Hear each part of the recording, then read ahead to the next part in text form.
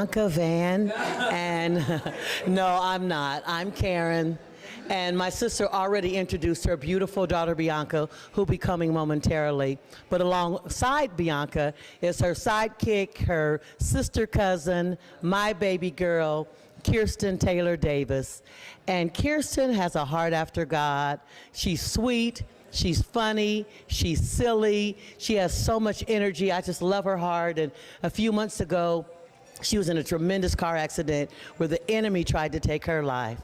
But God has a plan for this baby. There is greatness in her, and you haven't seen anything yet. I don't know if she's going to talk for 1 minute or 1 second, but I want you to know that whatever is said, you're going to be blessed. Kiersten and Bianca are our babies. We love them with all our hearts. So without further ado, I'd like to present to some Bianca and Kiersten.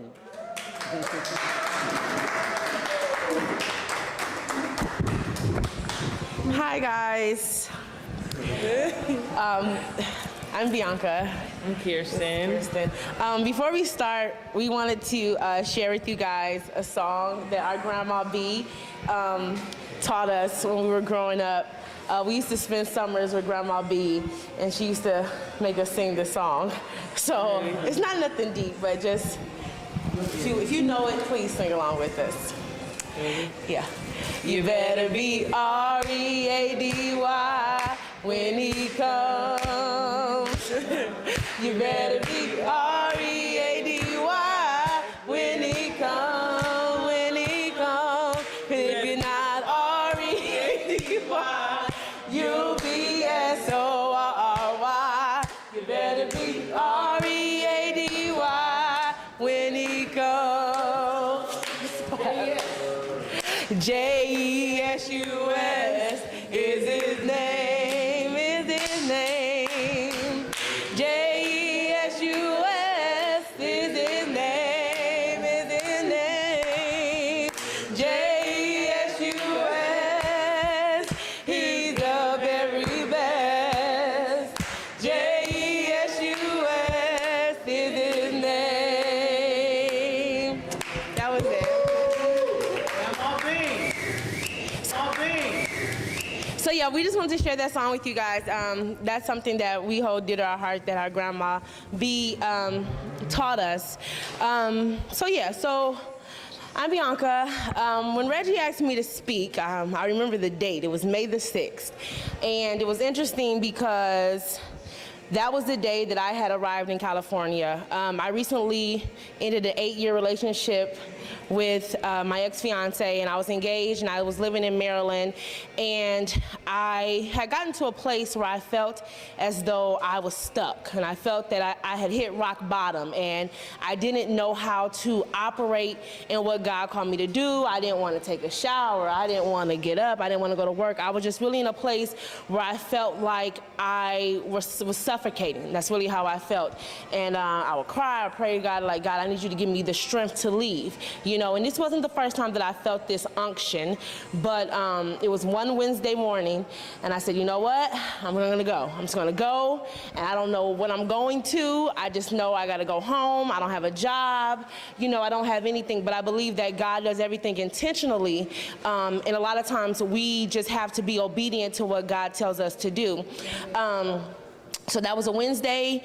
That Sunday, I packed up my car and I drove across the country. And I came home and I got here that Friday, the same day that Reggie asked me to speak. And I'm thinking, okay. And I said, well, what in the world can I talk about? Because outside of, before I moved here, for the past 2 years, I've been doing motivational speaking. So I would go travel different places and do motivational speaking and hold women retreats and workshops, but I haven't done any of that because I just kind of lost myself, just wasn't really feeling it, you know. So I'm like, well, what can I talk about? You know, and at that moment, I was very bitter. I was bitter because I had just planned this lavish wedding. That's not happening. I just moved my life again, no job, you know. I was bitter, and I didn't really know what to say I was going to speak about, but I told Reggie that I would speak about going from bitter to better. And at that moment, I didn't know what better was, but I knew that's what I wanted. So the last few months have been have been really interesting to me. God just continues to show himself in my life, and I thank God for his growth in my life. The same day that Reggie asked me to speak, the same day I got to California, I got 2 job offers the same day. And I just thank God for his intentional purposes in my life. I didn't see how I was going to be able to make it once I got here, but things have just aligned themselves accordingly. And I really do thank God, because a month and a half ago, I didn't think I would be at this place. I didn't think that I could freely talk about the fact that I just left an 8-year engagement. I didn't think I could freely talk about the fact that I was pushing 300 pounds and now I'm at 230.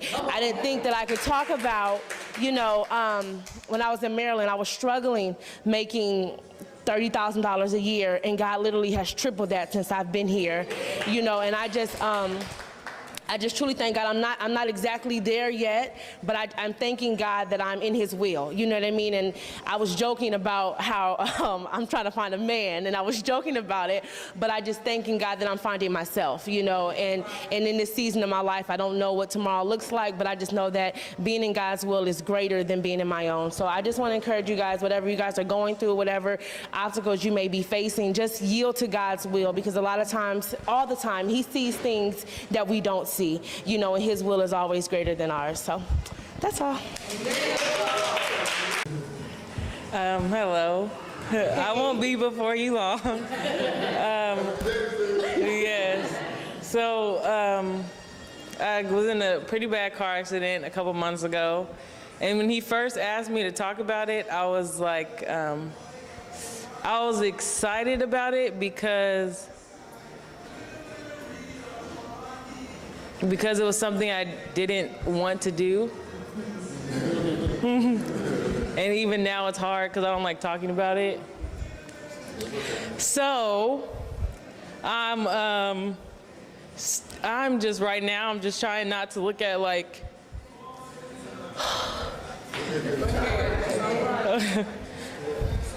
because like, I feel like bad things happen. It's not like a losing. It's like a lesson. It's either you win or you learn. You don't really lose. So I'm just trying to be okay and not to be like bogged down by what I think should have happened or how I think it should have been like handled or different things that have happened since then. So I'm trying to just look at why it's a positive and how it's going to help me and the things that have happened because of it and how it's going to propel me to do great things. Yeah. So I was like, I'm not going to come up here. I don't know what to talk about. How Bianca is saying like she got her momentum going. I feel like after the car accident, like things just kept getting bad to worse. And so I'm trying to, I just keep having to get up and just dust off, But I'm doing it, I'll be okay. God did, he showed you, he had your back through anything and everything. That's what he was trying to show you. He did, because, and so I have to hold on to that too, because if you've seen like pictures of the car and stuff, I should not be standing, I should not be walking, I should be paralyzed, I should be something. So I just know that because he had me at that time when y'all had me up here crying. I was gonna talk for 2 seconds. I was up here nervous, we were making jokes. I was like, Lord, I'm about to Google something, Jesus. I'm so nervous, Lord. But yeah, just next family reunion, I'm gonna have all these 50,000, 100 things I'm doing, but just know I'm getting there. Yeah. I'm getting there. All right.